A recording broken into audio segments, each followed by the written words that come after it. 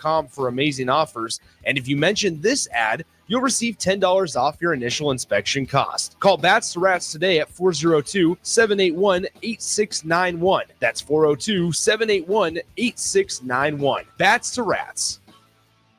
Take control of your health with the DASH scan at Advanced Medical Imaging. The DASH scan is a full-body MRI designed for advanced health screening. This dynamic approach provides exceptionally sharp images across multiple organ systems, helping to detect potential concerns early. With minimal radiation and no invasive procedures, the DASH scan offers a safe, comprehensive look at your health. Plus, results are delivered faster than ever, giving both patients and physicians confidence in screening and diagnosis. Your health is too important to wait. Schedule your DASH scan today at Advanced Medical Imaging. Visit amimaging.com or call 402-484-6677 to learn more. Select Plumbing and Utility has been serving Lincoln and the surrounding area for 14 years, and they're not slowing down. Select Plumbing and Utility handles all your plumbing needs, from faucets and water heaters to full renovations, and they can even help with your heating and cooling needs. They're also Lincoln's underground experts, repairing and replacing broken underground water and sewer lines since day one. Contact Select Plumbing and Utility today at 402-560-6197, assuring excellence in every situation, opportunity, and challenge. That's 402-560-6197. You grew up on cereal for breakfast and you graduated into drinking coffee at some point as an adult. Now there's a place in Lincoln where you can stay caffeinated but eat like you used to. Control Coffee and Cereal Bar brings Saturday morning vibes to every day with locally roasted specialty coffees, Lotus energy drinks, and tons of breakfast cereals with toppings. And did we mention they have video games to play while you're there too? Control Coffee and Cereal Bar open 7 a.m. to 5 p.m. Monday through Friday and 8 a.m. to 3 p.m. on the weekends at 15th and Pine Lake. Coming at you live from the heart of Lincoln, America, this is What's Brewing with Chancellor Brewington on 93.7 The Ticket and theticketfm.com. Here is your host, Chancellor Brewington. All right, welcome in. What's Brewing with Chancellor Brewington, the former Husker tight end, on the Allo VIP line, where they understand the importance of exceptional service with a local heart. It's been a minute. Chancellor Brewington, how's it going on a Tuesday night here? Man, it's going great. I'm actually in Lincoln right now, but I'm just so busy with I'm moving some furniture and a whole bunch of stuff going on. But it's so good to be back. I don't know. The people in Nebraska are just like, I feel like I've never met anyone who's been disrespectful. Or like, it's just like great people here, and I'm glad I got to experience like the end of my college years here, because it was awesome. Well, I'm heading out to your neck of the woods, ironically, tomorrow. So with you saying that, what am I got to worry about when I'm out there? Talking about those people. What, you talking about Texas or Arizona? Arizona. Oh, okay. Arizona. Hey, you'll be, I mean, it's there's no like real pride of the city. Of the state of Arizona. It's just like, oh, you just, kind of just grew up in Arizona. Like, so, yeah, definitely not going to be like the hospitality like Lincoln, Nebraska, or Hardington. Hey, shout out. Wow, way to remember the small town. 1,600. I think it's actually down to like 1,400 last time. The population is dwindling. What happened? The big city lights. It happens. Not everyone wants to grow up and be a farmer, especially when they look at it at their pop's farm and you're looking at hundreds of acres. You're like, ooh, that looks like a lot of work for the rest of my life. I might try my luck at banking. I think that's how that happens. Blame it on AI, right? Sure. I don't know. I think it was happening before AI, but we can always blame AI for it. That won't ever bite us in the butt, because I think AI will forever stay dormant, I think is the idea. What a tangent to start off on. Chancellor Brewington, where do you want to go? We got NBA Finals. We haven't talked Husker football. The 7-on-7 is also on Friday. They have the 7-on-7 tournament with some of the best high school talent. 7-on-7 teams come into play. I think they're calling it the Boneyard Brawl Bash, something like that, in Memorial Stadium. First 500 people to get there, free for anyone, but first 500, they get a Adidas t-shirt, a Gatorade, and then a hot dog. Oh, that's big. So some of the best high school players are coming in? Yeah, this is big. Arguably, you could say it's the biggest 7-on-7 tournament the entire summer, off season. This year, it's going to be, my curiosity to me is how big is the crowd base going to be? because Yeah. you look at spring games before COVID. Spring games, we're pulling in 85,000 people, damn near sellouts for a spring game, and that's even knowing people going there full well knowing they're going to see maybe 10 minutes of real ball. After COVID, 65,000 was kind of roughly the number, trying to get back to those higher numbers. And this year, Husker games, 8 to 9,000, under 10K is what they believe. Huge shot. Really losing a recruiting weapon. You're protecting your assets, but at the same time, you're potentially losing some new recruits. With this, I don't know. How many people do you expect to pull up for some 7-on-7? Because it is actual football. It's not 11, but they're going to be competing 7-on-7. So I won't be surprised if it outperforms the Husker games. Yeah, I would imagine that. I mean, what would be smart if they have some of the guys like kind of repost it and kind of market it a little bit too. Like maybe there's like a meet and greet, or the players are involved somehow or something. I don't know, but I would probably say more than this, probably around the spring game or somewhere close to it. But I think you also got to factor in like all the families of all these 7-on-7 teams are going to come, and I'm sure that there's going to be some like YouTubers who come and document it, and a bunch of social media coverage. So I mean, this is a real possibility of getting 10,000, 15,000. I have no idea. I'm like too scared to give a number, because if I overshoot it, I'm going to sound like an idiot, because like maybe people really aren't that excited. But for me, unfortunately, I won't be here for it, but I would love to go. If I was in Lincoln, it's free. You get to go to Memorial Stadium, especially if you don't like the chaos of it. It's super easy to get in and out. And then, you're going to see some dudes that even if they don't end up at Nebraska, you'll be watching NFL drafts 5-6 years down the road and be like, I remember seeing that guy at I got to look up the actual name of this. The Battle of the Boneyard is what it's called. You can say, I remember seeing this guy at the Battle of the Boneyard. He was insane. I'm not surprised to see him drafted. So you're just going to have an opportunity, I think, to see some future NFL talent, obviously some future Division I talent, and then potentially some future Huskers. And then you're going to have that championship showcase as well. I believe at the end of the day, which I'm assuming is just going to be the best players or the best teams for that championship showcase. But it's going to be, I'm not sure exactly how long it's going to go on for. But like I said, open to the attendance. You guys can get there and you get some free stuff if you're there super early. Showcase begins at 6:30 p.m. if you do want to see the showcase. But I believe you can pull up there earlier to go out there and hang out and get some free gear if you're those first 500. I think it's a really cool idea. Again, I'm just trying to figure out what that number is going to be. Over or under 10K? Yeah, that's going to be tough. The only reference I have is I remember we used to do the 7-on-7s at San Diego State, and it was like the 7-on-7 tournament on the West Coast to come to. Like you had all the best schools. You had De La Salle, you had Mater Dei, you had Orange Lutheran, or I think that's one of the Lutherans out there.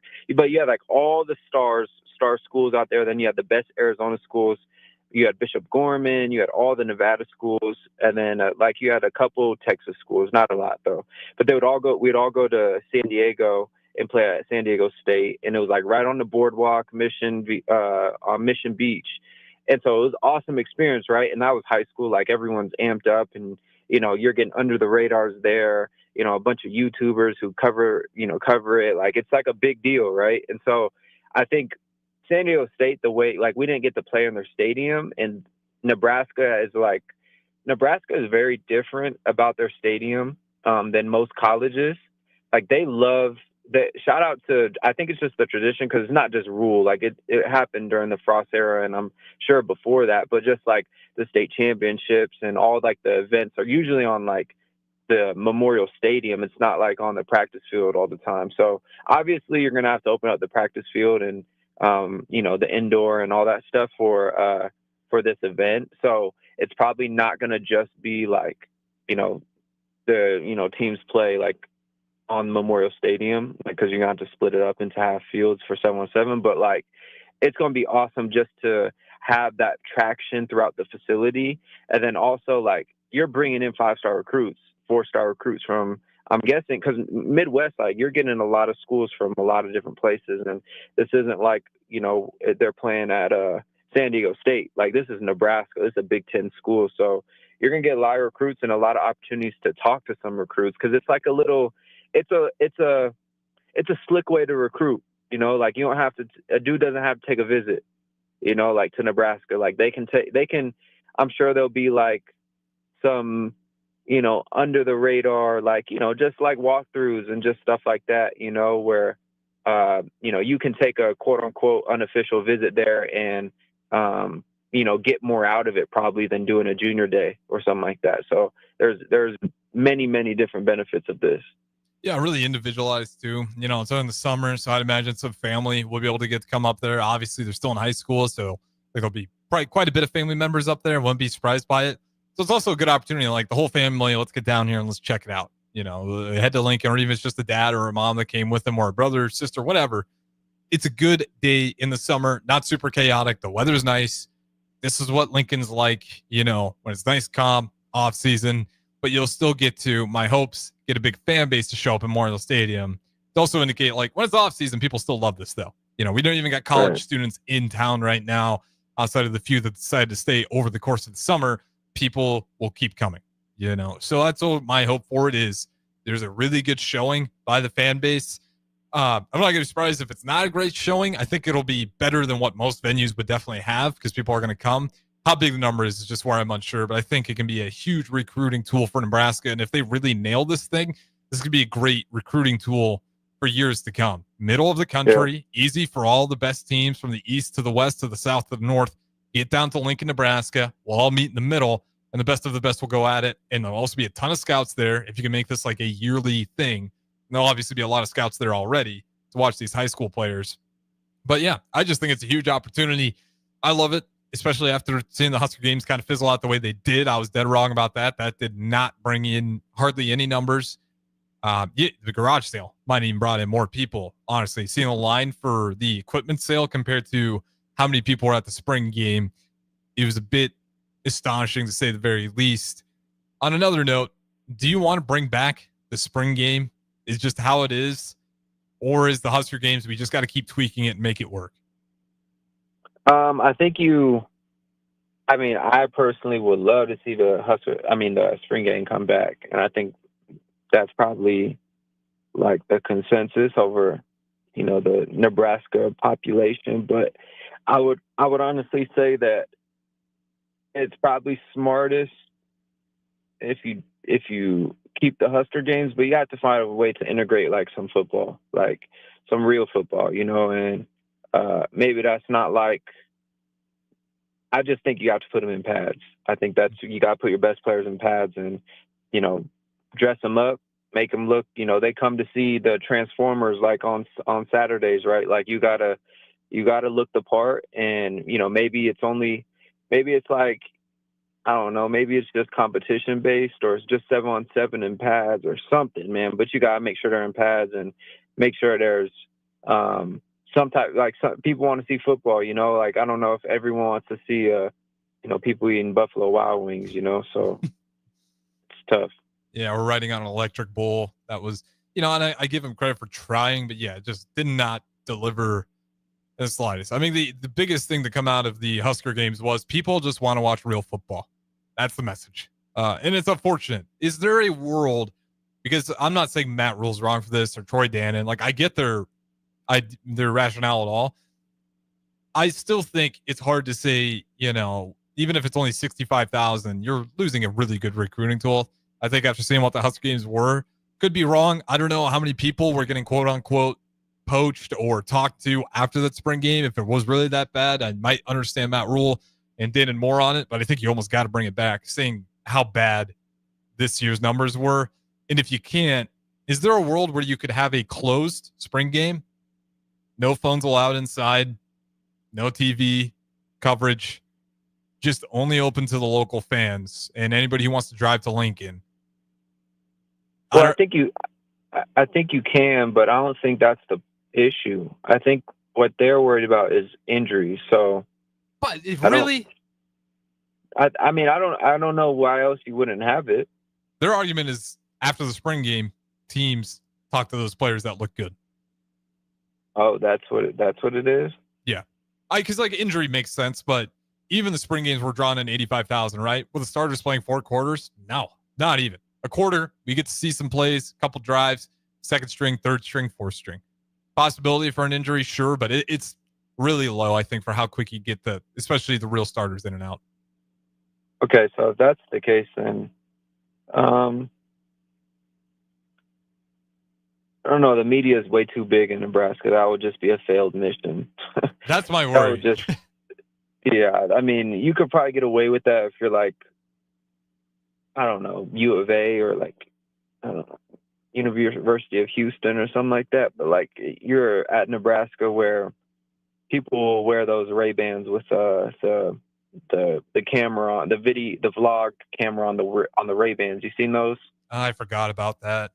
Yeah, there's people wear anything to get, or just like, hey, like such and such look good, and or send someone to go, like, how these Big Ten teams are. You mean Michigan? Yeah, Connor Stallings would pull up. We had it closed. Yeah, to the public. Yeah. His 2.0. Yeah, you're right. That wouldn't work at all. In the past, it would have worked, but today cameras, it's so easy to hide a camera with you. If you really this was wanted like 2008. Mm-hmm. It was like 08 or like 2010, and the portal was this big thing, and like, yeah, you could probably do a closed one and you probably get away with that. But now, maybe you can. I don't know. Or maybe I don't it's think like you can. I think you're right. The more I think about friends this, and family, I wouldn't even trust that. Yeah, you could keep it smaller, but then again, it's like, why are you even doing it? If you can bring in 10,000 with the Husker games, and the whole point of doing the scrimmage is just to get the numbers back up there. So if you're only going to keep it super, super small, then not a big point in even going in that direction, because then you are just having a practice for their family, a live scrimmage, which would be fun for them, but it wouldn't serve a whole lot of purpose for the team or the players. I don't really think. I just don't think that would work very well at all. It would work, just wouldn't serve much purpose. You could do the same thing without them being there.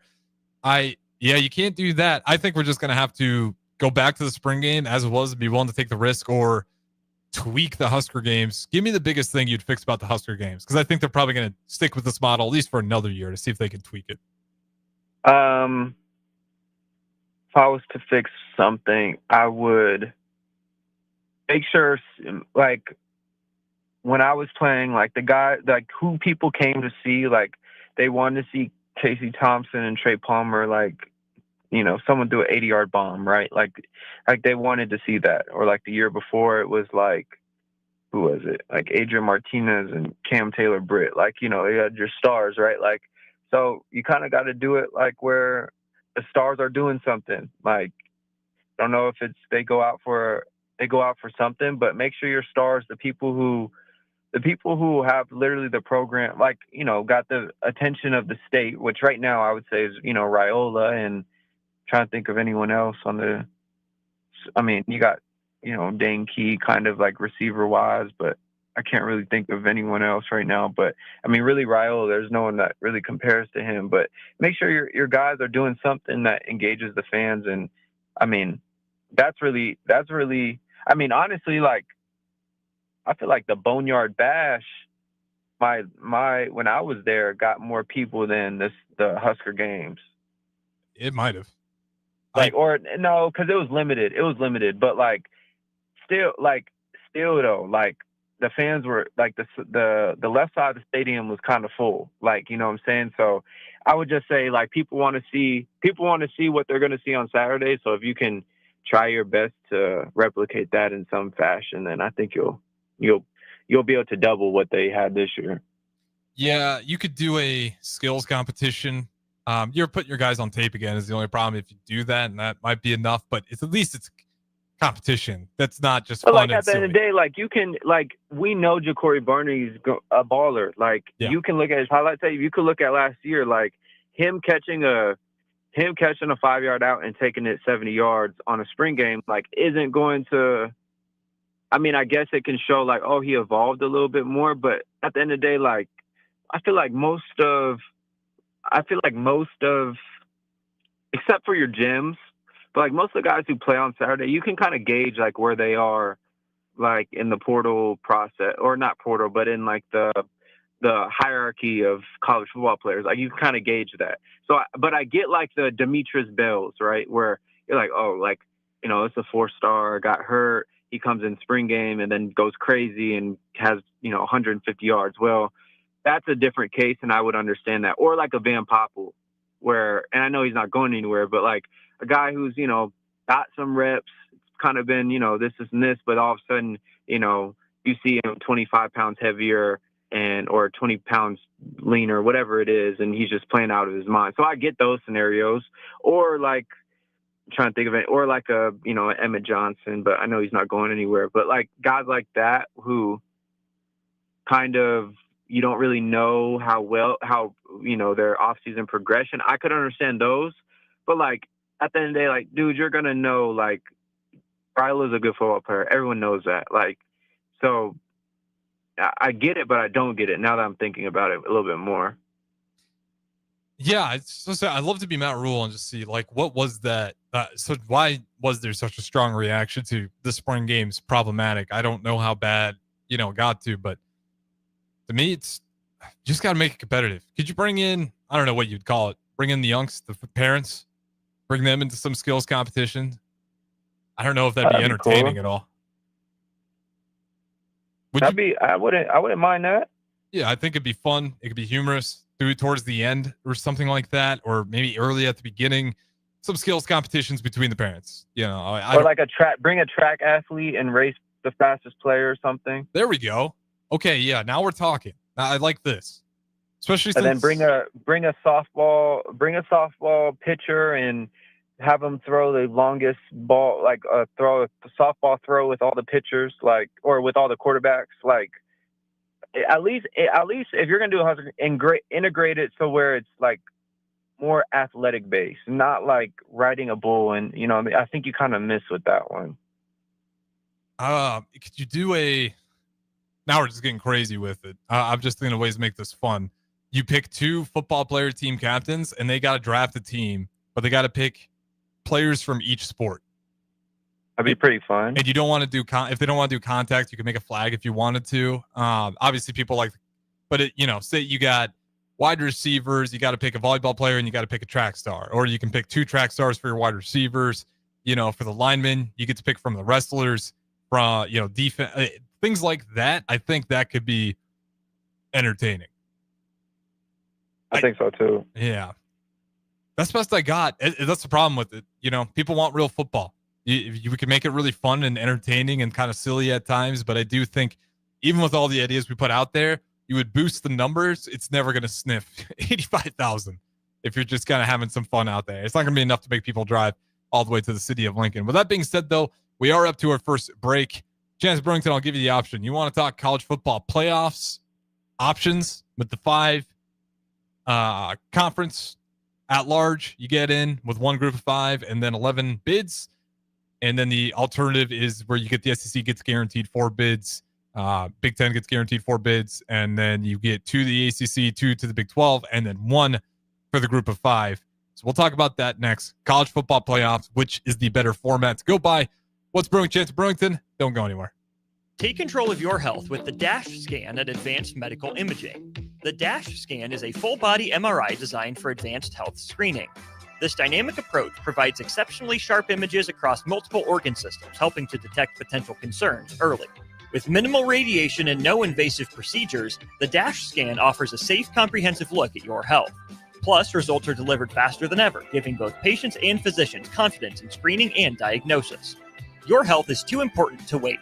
Schedule your DASH scan today at Advanced Medical Imaging. Visit amimaging.com or call 402-484-6677 to learn more. Select Plumbing and Utility has been serving Lincoln and the surrounding area for 14 years, and they're not slowing down. Select Plumbing and Utility handles all your plumbing needs from faucets and water heaters to full renovations, and they can even help with your heating and cooling needs. They're also Lincoln's underground experts, repairing and replacing broken underground water and sewer lines since day one. Contact Select Plumbing and Utility today at 402-560-6197, assuring excellence in every situation, opportunity, and challenge. That's 402-560-6197. You grew up on cereal for breakfast and you graduated into drinking coffee at some point as an adult. Now there's a place in Lincoln where you can stay caffeinated but eat like you used to.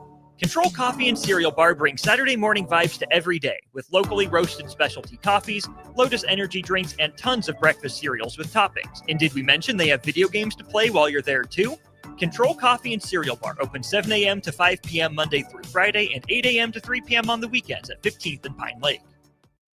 Midwest Bank is now hiring in Lincoln. They have multiple banking positions open and are looking for dynamic individuals passionate about helping others and building relationships. With a family-friendly culture, competitive benefits, and unique perks, Midwest Bank is a great place to start a new career. Apply today at midwest.bank. Midwest Bank is an equal opportunity employer, member FDIC. Why are some people more successful? Is it talent and determination, or did they recognize an opportunity? Discover a career that lets you help families reach their financial goals as you build lasting professional relationships, one with unlimited income potential. From Modern Woodman, a leading fraternal financial services provider. I'm Modern Woodman Regional Director Sean Erickson. Call me at 402-483-6515 to learn about career opportunities. Modern Woodman of America, touching lives, securing futures. A lot of businesses say they're family focused, but when tough situations in life arise, the business wants anything but your best interests. James Enterprise Incorporated is hiring, and they will always treat their employees like family, just as they do their customers. James Enterprise Incorporated is hiring Class A and B CDL drivers, a shop tech, and a diesel mechanic.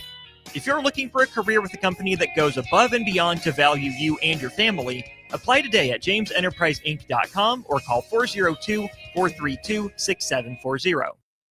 Step into healing at Prairie Orthopedic and Plastic Surgery.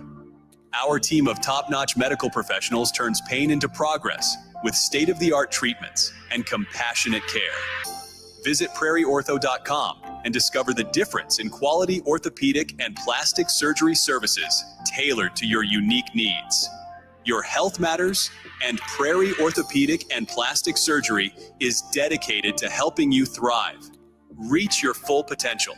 Embrace a better tomorrow with Prairie Orthopedic and Plastic Surgery. Your home is your empire. Protect it with Empire Fence. Get a free instant quote with the online estimating tool at empire-fence.com. See an upfront estimate with no hidden fees.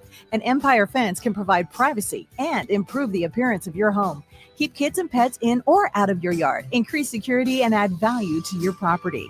Visit empire-fence.com now to view the stylish and maintenance-free possibilities for your home and get a free instant online quote. Let Empire Fence protect your empire. At Valentino's, we're on a mission for tradition. On every slice, for every bite. Golden baked crust, cooked to perfection every time. Savory sweet sauce that's made from our own secret recipe. Loaded with the perfect amount of fresh toppings and melty mozzarella cheese. It's the tradition that Nebraskans have come to love. From game day to every day. Valentino's. Taste the tradition. Get rid of pesky critters once and for all with Bats to Rats. Their expert team is here to help you reclaim your home. No more sleepless nights caused by crawling critters or flapping wings. Bats to Rats ensures a safe environment for every family member. Check the website at batstorats.com for amazing offers. And if you mention this ad, you'll receive $10 off your initial inspection cost. Call Bats to Rats today at 402-781-8691. That's 402-781-8691. Bats to Rats. Take control of your health with the DASH scan at Advanced Medical Imaging. The DASH scan is a full-body MRI designed for advanced health screening. This dynamic approach provides exceptionally sharp images across multiple organ systems, helping to detect potential concerns early. With minimal radiation and no invasive procedures, the DASH scan offers a safe, comprehensive look at your health. Plus, results are delivered faster than ever, giving both patients and physicians confidence in screening and diagnosis. Your health is too important to wait. Schedule your DASH scan today at Advanced Medical Imaging. Visit amimaging.com or call 402-484-6677 to learn more. Select Plumbing and Utility has been serving Lincoln and the surrounding area for 14 years, and they're not slowing down. Select Plumbing and Utility handles all your plumbing needs from faucets and water heaters to full renovations, and they can even help with your heating and cooling needs. They're also Lincoln's underground experts, repairing and replacing broken underground water and sewer lines since day one. Contact Select Plumbing and Utility today at 402-560-6197, assuring excellence in every situation, opportunity, and challenge. That's 402-560-6197. You grew up on cereal for breakfast and you graduated into drinking coffee at some point as an adult. Now there's a place in Lincoln where you can stay caffeinated but eat like you used to. Control Coffee and Cereal Bar brings Saturday morning vibes to every day with locally roasted specialty coffees, Lotus energy drinks, and tons of breakfast cereals with toppings. And did we mention they have video games to play while you're there too? Control Coffee and Cereal Bar open 7 a.m. to 5 p.m. Monday through Friday and 8 a.m. to 3 p.m. on the weekends at 15th and Pine Lake. Midwest Bank is now hiring in Lincoln. They have multiple banking positions open and are looking for dynamic individuals passionate about helping others and building relationships. With a family-friendly culture, competitive benefits, and unique perks, Midwest Bank is a great place to start a new career. Apply today at midwest.bank. Midwest Bank is an equal opportunity employer, member FDIC. Back to What's Brewing with Chancellor Brewington on 93.7 The Ticket and theticketfm.com.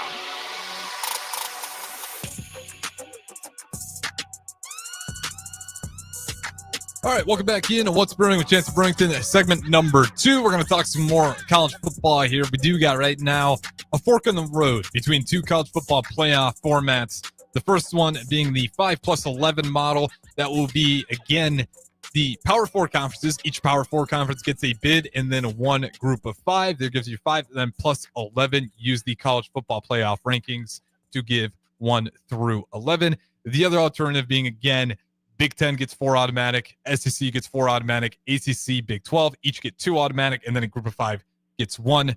Out of those formats, which one do you like the best, Chancellor Brewington? Between the two, I should say. I've never heard the second one before. That's interesting. So it'd be all the major 3. So it'd be ACC, what would it be? Big 10, SEC, Yep. 4. They each get 4, and then the ACC, Big 12, they each get 2, and then a group of 5, they get that other. That's I don't really like that one because what happens when like let's say the ACC for some weird reason who is I'm trying to think Florida State's in the ACC, right? What's that? Florida State's in the ACC, correct? Florida State, yeah. Yeah, so let's say Florida State is like on they're humming, like they just have a year, right? And then let's say Clemson has a year again, or has a year, right? Mm-hmm. And then let's say like Louisville last year had potential to have a year, like so. And then let's say like I don't know, but then I go to like, oh, is Big 10? Is there not going to be 4 solid competitive Big 10 teams? Like, is there not going to be 4 of them? And the answer is no. Like, there's always a cream that's always going to rise to the top within the two big conferences, SEC and Big 10. But what happens on the off year that the Big 10 isn't, or the SEC isn't like the dominant year or the dominant team? And what happens when it's the first year they try to do this model? But I don't see that happening. I really don't. But I would say I like the first one. I think the 16 model, I just don't like it. So it's like kind of like picking between 2 things you don't like. It's like, so, yeah. But I do like the winner of each conference being, having a first round bye. I like that thought process, but we talked about it. The difference between even like the 4 seed and like the 16 seed, there's just a lot of stuff in there. Then there's always going to be the conversation of like the Mountain West and the independent teams and all that stuff that kind of sneak in there. But although like they do earn it in their own right, you could make an argument that independent like is just, the Notre Dames of the world is kind of different, and maybe even like Army and Navy. Like, imagine if they have years like they did last year. Are they both in the the playoffs. That's just a tough one. But I would say, I don't know. Can we revisit it and maybe push it back down to 8? I mean, I love 4. That's my favorite model. I think 4 was actually the best model too. But it's more fun, more games to watch. But again, I've always believed just because you're adding more doesn't make the product better. Revenue, you can have a lot of things to say your product's that much better just because money goes up. I don't always agree. I think sometimes you can water down your own product and it doesn't hurt you right away, but in years to come, maybe it does. You get some silly things that can happen. Also, it sucks that it always has to be about money. You can't just get the best playoff format, money charges everything. I told this to Mornay Pearsonell, and I think I generally feel this way about the SEC and the Big Ten. Is somewhat belonging of this title at 2 at times, but again, for as much as the SEC talks about loving football, they love nothing more than what feels like ruining college football. With the amount of schools that were paying players before it was legal. Again, other schools did it too, but certainly felt like the SEC had a lot of teams that were guilty of it. And now you wonder, especially with NAL being legal, all of a sudden the Big Ten seems to be catching ground. Am I thinking too much on that? Or was it that the SEC maybe had an advantage of paying players under the table? I think they always kind of had that. And I think it was always, I don't know if it's I'm not trying to be generalize the South or anything, but it's just their affinity for football is just out of this world almost. And so the involvement from the local communities, I don't know if anyone has seen the Florida documentary, I would describe it as kind of a letdown. With the Tim Tebow era? Or the Swamp. Great. The Swamp. Great. Yeah. For anybody that hasn't watched it, go watch it. Swamp Kings, I think it's called Swamp Kings, right? Yeah, Swamp Kings. Yeah, and it was. If you really knew what was going down, they didn't shed light on the whole thing, and probably for possibly better. It probably could incriminate a lot of people. So that's probably a smart thing. But so I guess what I'm trying to speak on is if University of Florida, which was in Gainesville, Florida, didn't, and this is similar to Lincoln, if they didn't have a productive year, Gainesville took a hit. And so what they were alluding to in the documentary is that when things would happen outside of the football domain, right? They would Gainesville, was run on the success of University of Florida. So when police and judges and bar fights and all these different things, when there was those type of events, it was taken care of because they were literally profiting the whole state and the whole city.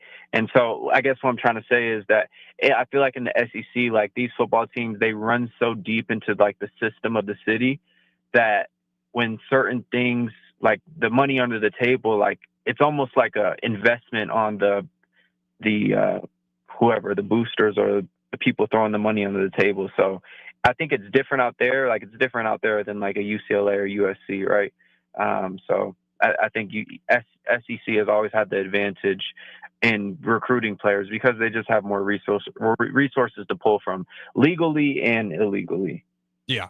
And like I said, this isn't just the SEC. I'm certain there's Big Ten teams that have done it in the past, and there's probably even a Mountain West school who, whether it's a cheeseburger or $10,000, they gave something to a student athlete that they weren't supposed to at one point in time, and that's where you can go back and not super be mad about the SEC because maybe they saw the bigger picture. Hey, I'm sorry I gave my player, a Burger King meal.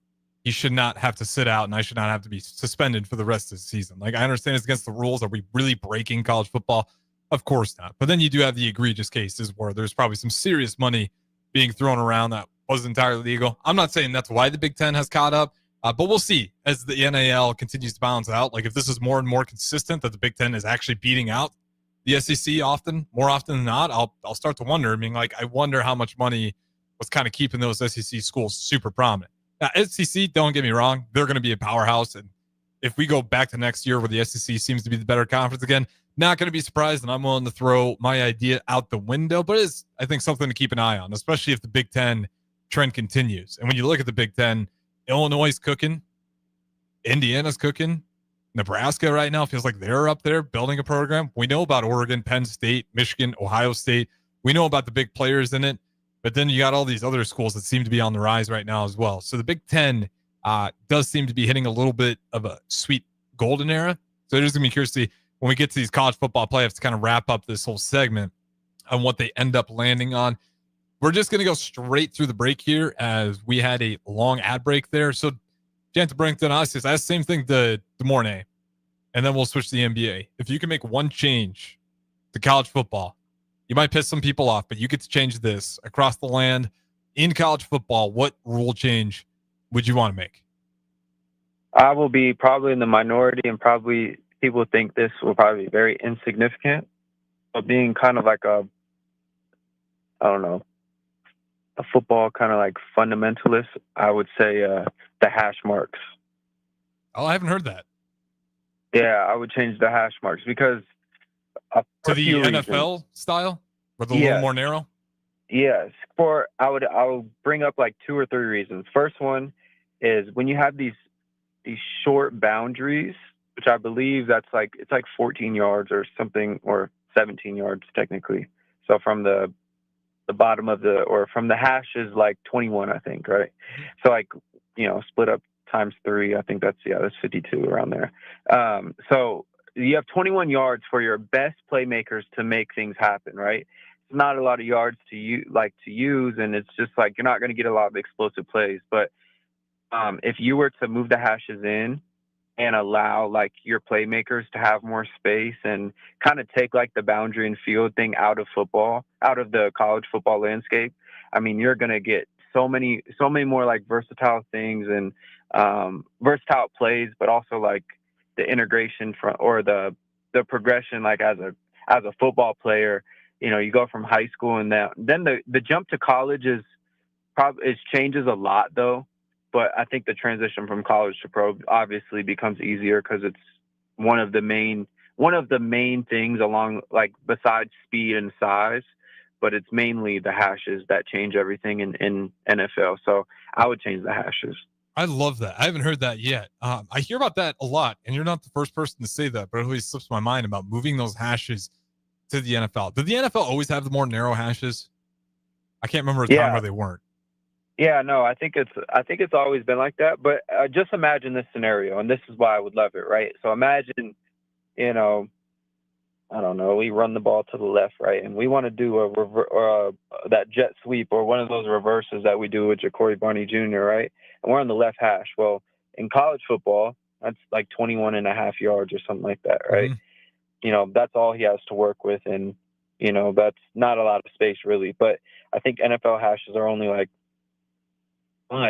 12, 10 yards or 11 or 10 yards. I have to look it up. But, I mean, you're working with now like 22, 23 yards to work with on that sideline. It's a big, big difference. And it changes football, it changes formations, changes motions. And I think it makes the game funner and like a lot more unique. And I think, I mean, honestly, if you're going to go to playing players, might as well prepare them, right? I mean, absolutely. I think so. I mean, to me, this seems like a really friendly one. I think most college football players would like this too, no? I would say they would have to learn. There would just be added things to the playbook and things probably taken out. So okay, I looked it up too. So the yards are only about, the hashes in the NFL, from hash to hash, you're only about 6 yards apart from those hashes, which is insane. So yeah, you definitely condense it a lot more. I will say, if you went with that, the teams that get the speedsters, it'd be a lot more dangerous. Matt Rule, I think, would love this for obvious reasons, because he loves recruiting just speed and athleticism so much. If you're Michigan, I mean, would that hurt teams that like the grit and grind a little bit more? Because you see teams like the Lions still be just fine executing in that fashion. Do we think we'd see significant changes in offenses? I mean, I would say like there's just certain things you probably wouldn't run as much, like certain things like into the boundary, meaning the short side of the field, that are like super effective. Like those would kind of be like obsolete and don't really have like such a big of an impact anymore. And a lot of like the like short side like option stuff that some teams run, or like the short side reverses, or like the short side RPO stuff, like the RPO game changes completely. You're more so looking at RPO from like inside out, not so much how college looks at it from like, throw the boundary slant, or throw the boundary bang post. Like, so you're looking at more so like, working your slot a little bit more within the RPO game. But I think the big thing is, the quarterbacks would have to be a lot smarter than also like with the hashes being so tight, you're going to get tighter safeties as well. In a sense, it depends on the defense, but I think football becomes a lot more complex and funner that way. But yeah. I guess that's a better way to phrase it. Not necessarily changing offenses, but certainly opening up the playbook, especially if you want to go to that short boundary. You got a lot more room to work with. Gives your offensive coordinator a little bit wiggle room. Makes it harder for the defensive coordinators to really figure out what are they going to go for here. I think it's a good rule. I think it just helps the offenses out a lot. And to your point, maybe there's an adjustment period, but I don't think the adjustment's too egregious. You're still playing football at the end of the day. Just a few things you got to keep an eye on. I think it would, really change the coach's play calling more than anything from the defense and the offense. Defense probably play a little bit more safe. Offenses might be a little bit more aggressive. Like you said, that RPO game might blow up a little bit more. All right, NBA Finals. It is Thunder. It is Pacers. Are you surprised at all? We should Thunder, start with the West. Are you surprised about the West? Not so much. After Series 1 and kind of saw like Lakers, whatever. I think they weren't too high on our list postseason, but they were like, we kind of like reluctantly picked them because we kind of knew they were a good team, and I think we really wanted to see someone else win. At least I did. I wanted to see like the Warriors, Lakers, or Minnesota, or even the Nuggets get in there, but not really surprised. Yeah, I think it was me. I don't know if you agree with me or not, but I thought, whoever comes out of this Game 7 between the Clippers and Nuggets is going to be in that Western Conference Finals. Yeah. Didn't happen. Thunder. It did go to a Game 7 though, so it does tell me that I wasn't too far off. The Nuggets were right there, and then when you see how the Timberwolves just got absolutely dismantled by the Thunder, you're like, oof, that was the series. Unfortunate that the Clippers and Nuggets had to play each other that early, because I think if you were to go back right now and pick the 3 best teams out of the West, you'd probably go Thunder 1, Nuggets 2, Clippers 3. And we got the Nuggets Clippers really early. And then you got the, obviously Thunder and Nuggets, not even in the Western Conference Finals. So not super surprised. I am a little bit shocked by it. But like I said, that the team's good and it was just a matter of time. East, though, even though, Jason Tatum goes down, they were losing that game before he went down. So I think the Knicks pull through anyways. Cavaliers, injuries, even when they get healthy, they couldn't make it through. So right there, your 2 favorites in the Cavs and the Celtics are gone. Pacers, Mr. Overrated, Tyrese Halliburton, he's played phenomenal. They almost were eliminated. Or I might be mixing those up. They were almost eliminated. And they had a bunch of comeback, like 20-point comebacks versus the Knicks, and Tyrese Halliburton responsible. But that was a close back and forth series. And now we're here with the Pacers. Are you surprised to see the Pacers out of everybody be the ones to come through? Yes. If you would have told me, I would have thought the Knicks before the Pacers, and I would have even thought, who am I missing? Not the Pistons.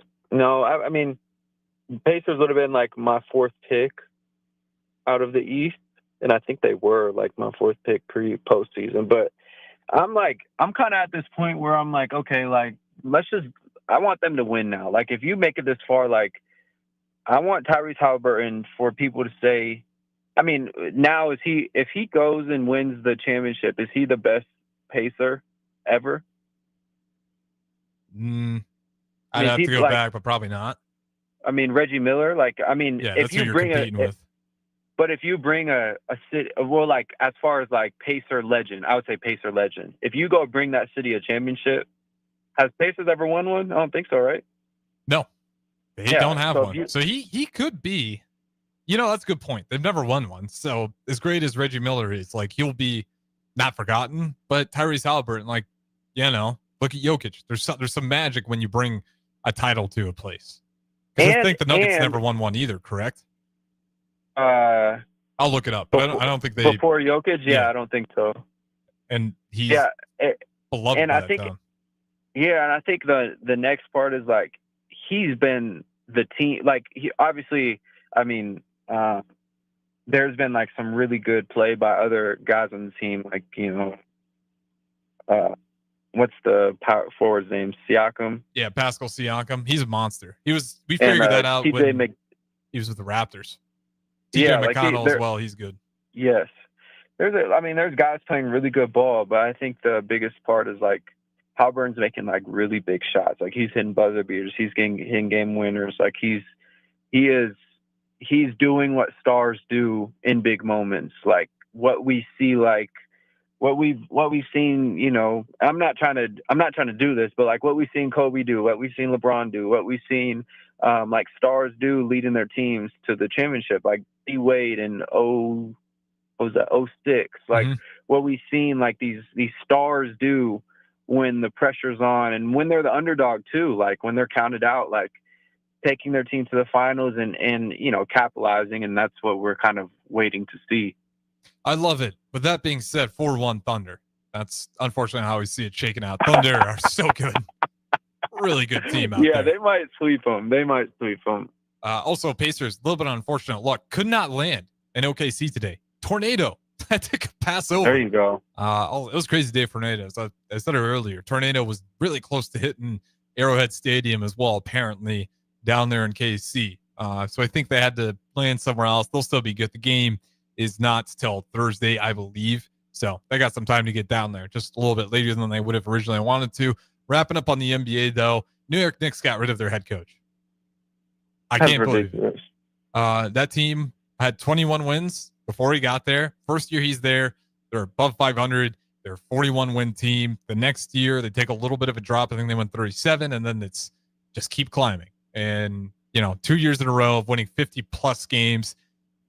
His winning percentage was 56%. His tenure there in the 5 years. The Knicks' winning percentage overall without him is 33%. So first time that team's got back-to-back 50-plus win seasons as well since 1990. First time they've been to back-to-back tournament. I can't remember exact. I'd have to go back on that. I don't want to misspeak here. But he's seriously just brought that team out of absolute irrelevance. So I was shocked to see him get fired. I think Mike Malone's going to be a New York Knick, but I still don't like that move. Thoughts on the Knicks firing Tibbs? Yeah, you definitely have someone in mind, and it's probably already set in stone now. Mike Malone, right? Yeah. But I mean, I think it's like, I think at least Knicks fans, I know they're gonna be grateful for what he did, but also like they're probably gonna look forward to whoever comes in because this team has a lot of potential, and they showed that. I'd be pretty upset if I'm Nick. I don't know. I don't like the idea of like the Nuggets kind of did it too, and now Adelman's the head coach, which is just bizarre because it's like the Knicks are sitting there like, man, we need an NBA Finals coach. We need somebody who can take us through to the top. Mike Malone, perfect. Nuggets got rid of him right before the playoffs. Thought he was not that at all. And again, that could have been something with the GM. Maybe it was just a falling out. But that's where it's like, oh, you guys really sometimes need to stop being emotional, figure it out, make it work. Because I do think the Nuggets let go of a great coach, and I think the Knicks saw that, and they want that coach now. But I still think Tibbs is a good coach. My only concern for the Knicks is like, hopefully he didn't rub the players the wrong way too much, because those players definitely liked him. They were irrelevant before he was there. Obviously, some of those guys got there when he was there, so they just kind of walked into being good. But they understand that the Knicks before him were nothing and had been for a very long time. So that's kind of where we're at with that. I'm shocked by it. I never asked it, though. Finals, give me who wins the series in how many games? I'll go Thunder and 6. Okay, a little bit nicer. You give them another game there. So I said 4-1. You're giving them a 4-2 series. I think we both think it's going to be OKC. They play later Thursday, so we got a couple more days, even though the Pacers weren't able to land in OKC tonight. With that being said, though, we'll wrap up What's Brewing Chancellor Brewington. We still got Royals on the brick and mortar, but we'll run some more replays on the ticket app for you. Chancellor Brewington, appreciate the time as always. You'll be joined by him and Jackson tomorrow. So, like I said, I'm out. Chancellor, appreciate it. We'll let you go. But ticket weeknights, we'll keep it rolling. Don't go anywhere.